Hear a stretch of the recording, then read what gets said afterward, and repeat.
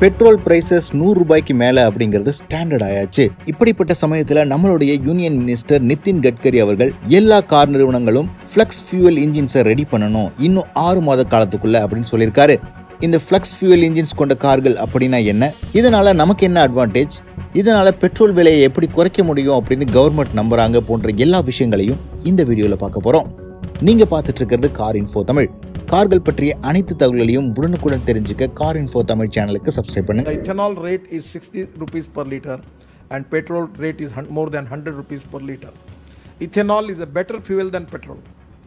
By this flex engine, your motorcycle, scooter, car, all petrol engines we can make flexible by which we can serve the farmers.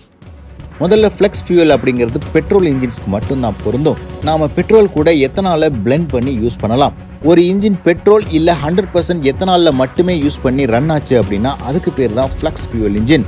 ஏற்கனவே நாம use பண்ற பெட்ரோல்ல கரண்டா 8% ethanol வரைக்கும் blend பண்ணி use பண்ணிட்டு இருக்கோம். கரண்டா நம்ம கிட்ட இருக்கிற எல்லா இன்ஜின்ஸுமே 10% எத்தனால் பிளெண்ட் வரைக்கும் அக்செப்ட் பண்ணிக்கும். அதுக்கு மேல நாம எத்தனால யூஸ் பண்ணோம் அப்படின்னா இன்ஜின்ல ஒரு சில மாற்றங்களை கொண்டு வர வேண்டியிருக்கும்.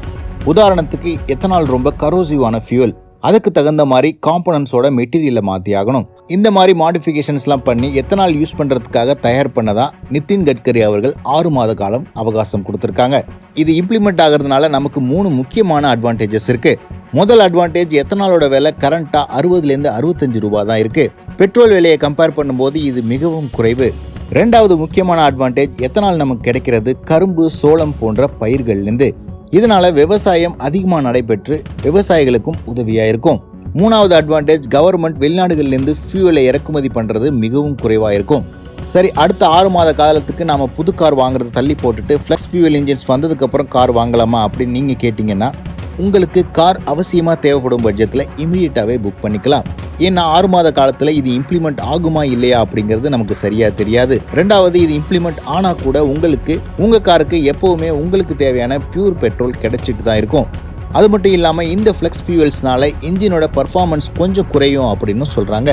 இதனால இன்ஜினோட ரிலையபிலிட்டியில் என்னென்ன சேஞ்சஸ் வரும் அப்படின்னு பொறுத்து இருந்ததாக பார்க்கணும். இந்த காரணங்களால் நீங்கள் இமிடியேட்டாக கார் வாங்குறதும் அவ்வளவு பேடான டெசிஷன் இல்லை. ஸோ பெட்ரோல் விலையை குறைக்கிறதுக்கும் விவசாய உற்பத்தியை இன்க்ரீஸ் பண்ணுறதுக்கும் கவர்மெண்ட் இந்த ஸ்டெப்பை எடுத்திருக்காங்க. ஃப்ளெக்ஸ் ஃபியூவல் இன்ஜின்ஸ் பற்றி நீங்கள் என்ன நினைக்கிறீங்கன்னு கமெண்ட் செக்ஷனில் போடுங்க. Subscribe car info Tamil.